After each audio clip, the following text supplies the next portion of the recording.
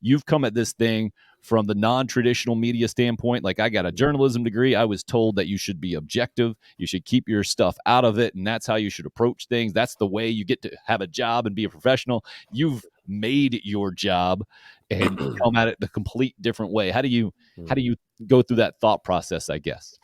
I'll take this moment to pat myself on the back a little bit. Now, I feel like I have a unique ability to see it from the fan side, but also take as much of my fandom out of it as possible and just call it as I see it. You know what I mean? And when I am being biased, I won't hide it. You know, are there times that I'll say something with a little bit of bias, a hint of bias? Sure, but I'll tell you the exact angle I'm coming from. I will say with Muschamp, though, like, it wasn't one of those things with which, again, when he got hired, I wasn't doing what I'm doing yet. So, but I didn't look at it as like guilty till proven innocent. I thought kind of what everybody else thought, like, okay, like he didn't work out at Florida. Maybe he learned his lessons and he can come to South Carolina. It's a different, unique situation. And that's why, and I'm not, this is going to sound like blasphemy, and I'm not trying to compare the two eras really in any way, but you know, Tim, that it's almost like we're in part 2 of the honeymoon phase with Shane Beamer and how quickly things can change, because now it's like the popular thing, right, to hate Will Muschamp. Everybody just dogs on this guy. They pile on, and I sit there and I kind of laugh because I see some of the people on social media, especially Twitter, doing it. I'm like, you know, I remember a day not too long ago when you wanted me kicked out of the fan base because I just said an ill word about the guy, right? And now you're also piling on it because it's the popular thing to do. No, I mean, I've just, Tim, you know, and I appreciate the kind words, honestly, and the compliment. I've just always just tried to stay true to myself. But it's kind of like one of those things where I'll say certain things about our quarterback or our head coach or our team or what have you, because I am a Gamecock fan. It's like talking about somebody within your family, right? Like, you can say some things about somebody in your family. You can be critical of them to a certain level. But if an outsider says that, like if a Tennessee or Kentucky or Florida or Georgia or any other school, Clem sucks, fan says something about USC, it could be exactly what I'm saying. I'm going to take it probably a little bit more personal than just me saying it, because I'm like, what I'm saying is coming out of love as a fan. What they're saying is coming out of hatred as a rival.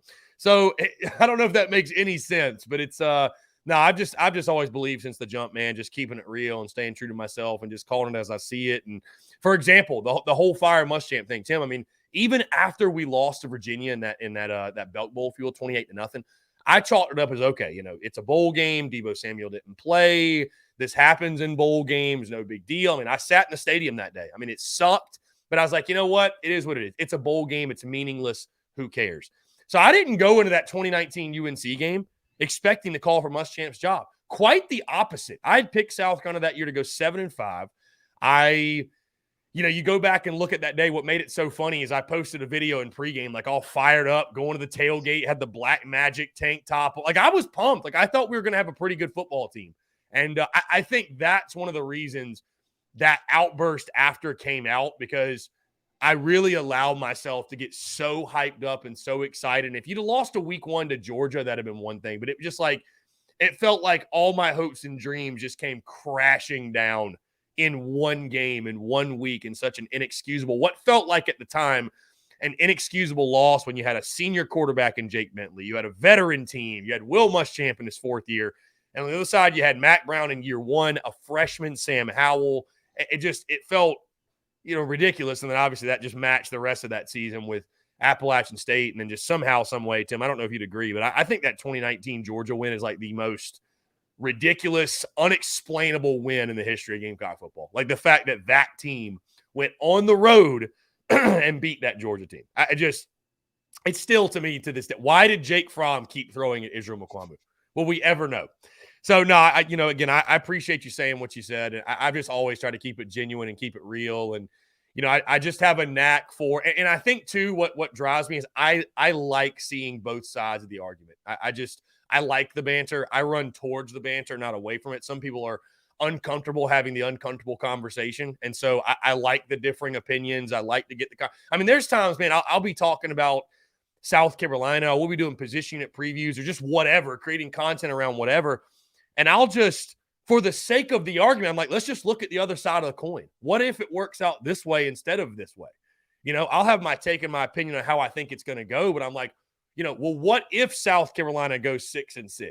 What if they go 5-7? Not saying it's going to happen, but I think that type of conversation's healthy. It provides perspective. And, I call it as I see it. And again, Tim, as you know, when you're in this business and you give you give thousands of opinions and thousands of takes, you're going to miss on some. I mean, the best gamblers in Vegas are only hitting 62% of their picks, right? So, I mean, it's like, you just got to roll with that. And, it's funny because I get a lot of crap from like the Clemson people because last year, what's funny is I picked Clemson to win the game. But of course, I spend all rivalry week just trashing them. And so they've got content creators out there that love to take my words and other Gamecock content creators' words and make highlight videos and put my voice on it. And I'm like, dude, I love this. This is just spreading the message of the content. Listen, we're going to get them wrong, but the day we get them right, oh, it's going to be a sweet day. Hopefully that day is coming sooner rather than later. But no, I've just always believed, man, and sticking to your guns, keep it real, keep it genuine.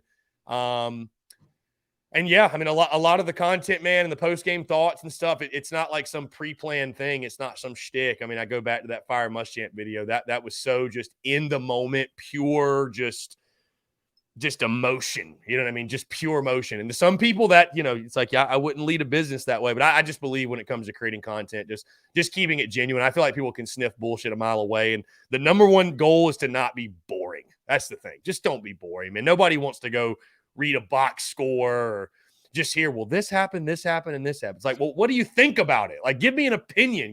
Make me feel some type of way. So that's just how I've always tried to operate, Tim. And yeah, like I said, I appreciate you saying that though, man. That's kind of what I've really prided myself on since the jump. So